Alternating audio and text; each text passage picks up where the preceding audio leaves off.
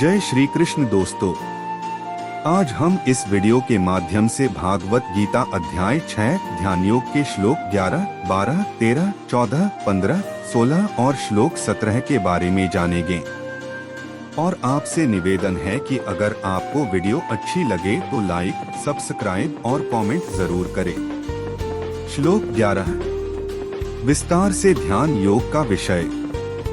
शुचौ देशे प्रतिष्ठाप्य स्थिरमासन्मात्मनः नात्युच्छ्रित नातिनीचन चैलाजिन पुरुषोत्तरम। अर्थ, शुद्ध भूमि में जिसके ऊपर क्रमशः कुशा, मृगशाला और वस्त्र बिछे हैं, जो न बहुत ऊंचा है और न बहुत नीचा, ऐसे अपने आसन को स्थिर स्थापन करके। व्याख्या।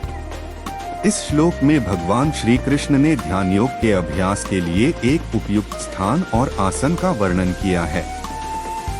वे कहते हैं कि योगी को एक शुद्ध और पवित्र स्थान पर अपना आसन स्थापित करना चाहिए।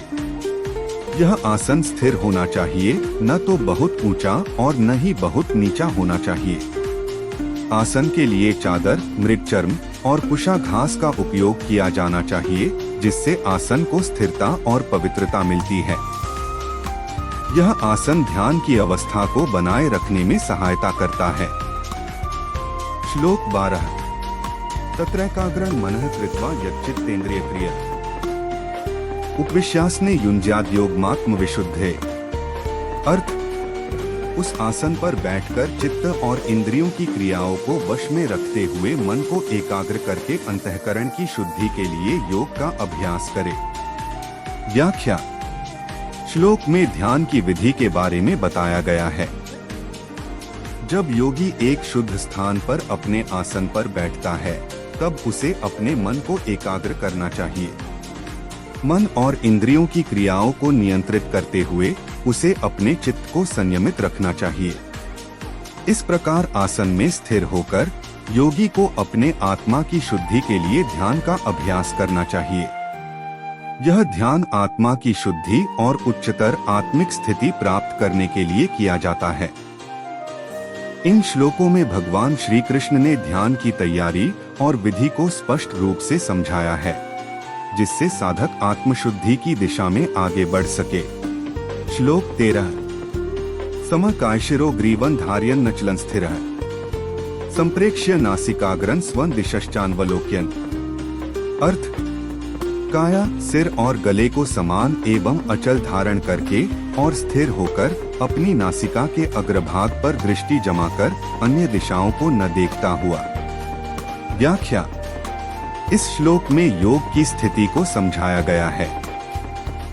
यहाँ बताया गया है कि ध्यान की स्थिति में योगी को अपने शरीर, सिर और ग्रीवा, गर्दन को स्थिर और एक सीध में रखना चाहिए। इसका मतलब है कि शरीर को स्थिर और ध्यान केंद्रित स्थिति में रखना चाहिए, ताकि ध्यान की प्रक्रिया में कोई विघ्न न आए। योगी को अपनी नाक के अग्रभाग, नासिकाग्र पर ध्यान केंद्रित करना चाहिए और दिशाओं को न देखे, अर्थात अन्य वस्तुओं की ओर ध्यान न दें। इस प्रकार एकाग्रता और स्थिरता का अभ्यास करके ध्यान की स्थिति में पहुंचा जा सकता है।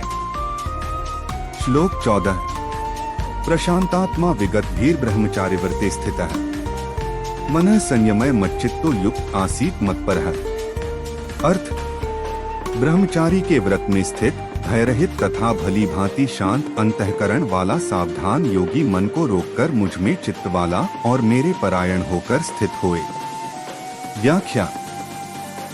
इस श्लोक में यह वर्णित किया गया है कि एक योगी को किस प्रकार की मानसिक स्थिति में होना चाहिए।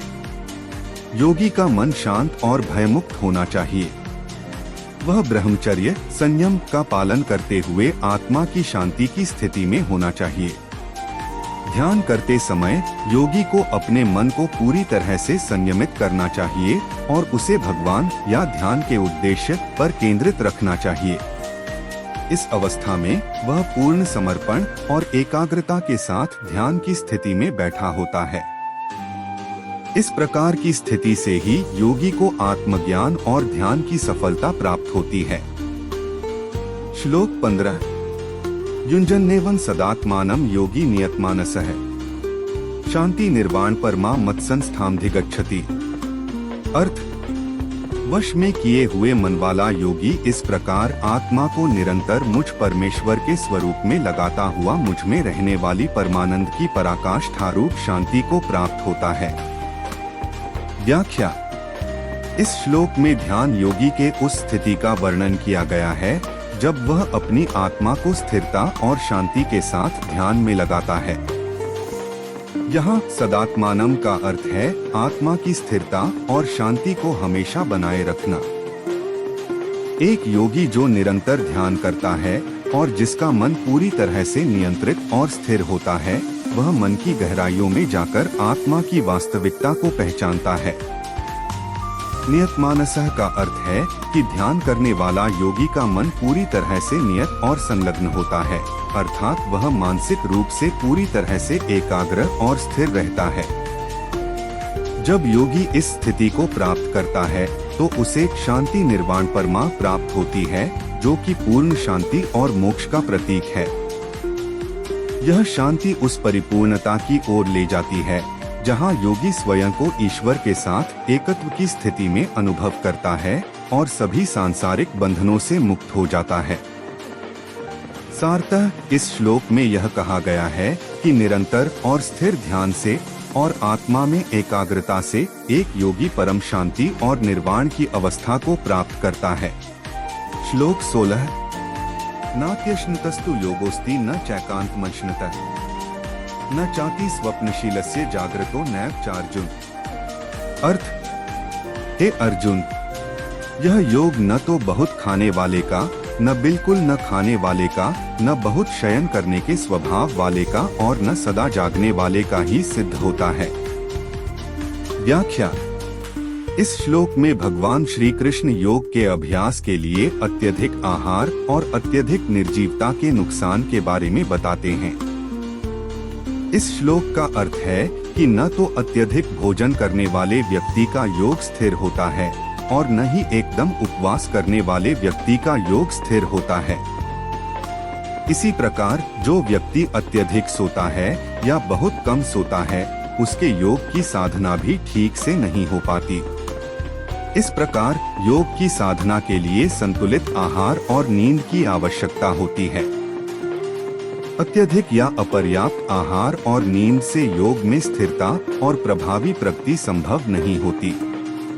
योग के माध्यम से शारीरिक और मानसिक संतुलन प्राप्त करना आवश्यक है, जिससे आत्मा और शरीर दोनों में संतुलन बनाए रखा जा सके। श्लोक 17। युक्ताहार विहारस्य युक्त चेष्टस्य कर्मसु युक्त स्वप्नावबोधस्य योगो भवति दुःखा। अर्थ, दुःखों का नाश करने वाला योग तो यथायोग्य आहार विहार करने वाले का, कर्मों में यथायोग्य चेष्टा करने वाले का और यथायोग्य सोने तथा जागने वाले का ही सिद्ध होता है। व्याख्या। इस श्लोक में भगवान श्री कृष्ण ध्यान योग के अभ्यास की सही विधि पर प्रकाश डालते हैं। युक्ताहार विहारस्य, इसका अर्थ है सही और संतुलित आहार और विहार, आवास, व्यायाम का पालन करने वाले व्यक्ति के लिए। योगी को अपने आहार और जीवन शैली में संतुलन बनाए रखना चाहिए। युक्त चेष्टस्य कर्मसु, इसका मतलब है उचित और संतुलित प्रयास, चेष्टा करने वाले व्यक्ति के लिए। कर्मों में संतुलन और समर्पण आवश्यक है। युक्त स्वप्नावबोधस्य, इसका तात्पर्य है उचित नींद और जागरण का पालन करने वाले व्यक्ति के लिए। नींद और जागरण की स्थिति में भी संतुलन बनाए रखना चाहिए। इन सभी बिंदुओं को ध्यान में रखते हुए योगी को एक संतुलित और अनुशासित जीवन जीना चाहिए। यह ध्यान योग के अभ्यास के लिए आवश्यक है कि व्यक्ति अपने आहार, व्यायाम, कार्य और नींद में संतुलन बनाए रखे। इस प्रकार ऐसे व्यक्ति के लिए योग दुखों को समाप्त करने वाला होता है। इस श्लोक में भगवान श्री कृष्ण यह स्पष्ट करते हैं कि योगी का ध्यान और साधना तभी सफल होती है जब वह अपने जीवन में संतुलन और अनुशासन बनाए रखे।